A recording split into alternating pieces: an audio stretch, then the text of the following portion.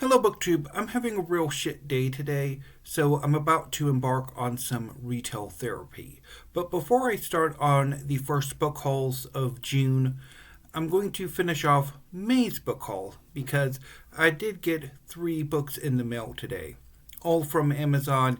They were release day deliveries.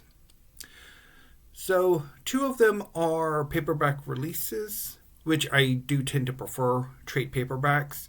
But the third one is a hardcover because I just could not resist picking this book up immediately after it came out. Even though I have 2 other books by this author that were paperback releases. But let's get started. So, first up is The South by Tash Aw. This is Aw's most recent book. When his grandfather dies, Jade travels south with his family to the property they've inherited, a once flourishing farm that has fallen into disrepair. The trees are diseased, the fields are parched with months of drought. Jade's father, Jack, sends him out to work the land, or whatever is left of it. Over the course of the hot, dense days, Jay finds himself drawn to Chuan, the son of the farm's manager. Out in the fields and on the streets in town, the charge between the boys intensifies. Inside the house, the other family members begin to confront their own secrets and regrets. Jack, a local college professor who married his student, Sui Ching, who wonders what else her life could have been, and Fong, the farm's manager, who refuses to see what is. Chuan, the land, the global forces that threaten to render his whole life obsolete. Both intimate and sweeping, Tash Aw's The South is a family novel of change and desire, a story told with radiant grace and beauty about what happens when public and private lives collide. So I have been recently reading Tash Aw's first novel, The Harmony Silk Factory, and loved it. So I wanted to go ahead and pick this up. And so really looking forward to it and reading more of Tash Aw's work. Next up is Endling by Maria Reva. Ukraine, 2022. Yeva is a maverick scientist who scours the country's forests, trying and failing to breed rare snails. To fund her work, she entertains Westerners who come to Ukraine on guided romance tours, believing they'll find docile wives. Nastia and Solomia are also entangled in the booming marriage industry, posing as a hopeful bride and her translator. Together, the 3 women embark on the journey of a lifetime, with a truck full of kidnapped bachelors and a last-of-his-kind snail, that is, until Russia invades. A darkly comic novel, Endling draws on Reva's own experiences as a Ukrainian expat, tracking her family's delicate dance of survival behind enemy lines. As fiction and reality collide on the page, she probes the hard truths of war. What stories must we tell ourselves to survive? Once shattered, can our sense of normalcy and security ever be restored? Endling is a metafictional tour de force weaving love, loss, humor, and devastation in a story only this author can tell.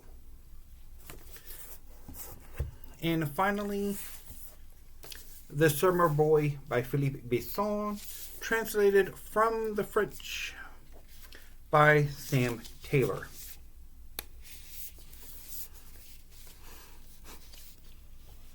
From the author of the international bestseller Lie With Me, a simmering novel set on an island off the coast of France where 6 teenagers come together for a season of desire and discovery until one of them vanishes forever, leaving the rest with an enduring mystery.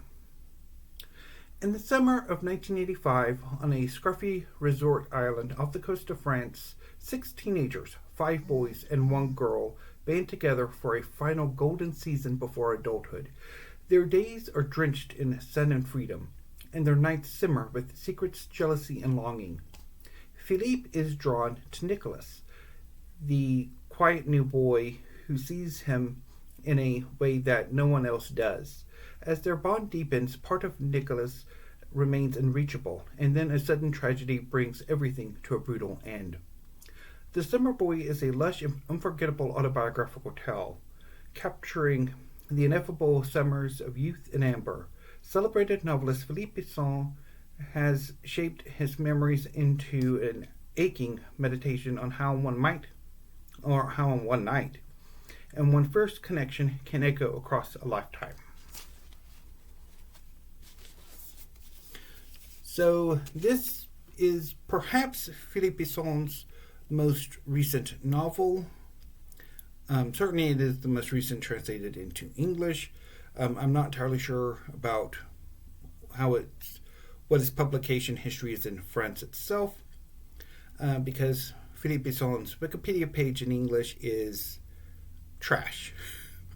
But I am looking forward to getting to The Summer Boy really quickly because, like I said when I read his first novel, In the Absence of Men, Philippe Besson can write young gay love like nobody's business. So I'm really looking forward to seeing that expressed in this novel as well. So look forward to The Summer Boy showing up next week in my June 2026 reading plan. So those are what I picked up for the last haul of May. The Summer Boy by Philippe Besson, translated by Sam Taylor, Endling by Reva, and The South by Tash Aw. Anyway, BookTube, I will be back hopefully tomorrow with some new video, whether that be a tag video or a discussion video. And certainly I will be back Thursday for at least Poetry Thursday, and then Friday with the last weekly reads of May, because of course the actual last thing I read in May I will do with the first weekly reads of June. Anyway, BookTube, until I see you next time, thank you and have a great afternoon.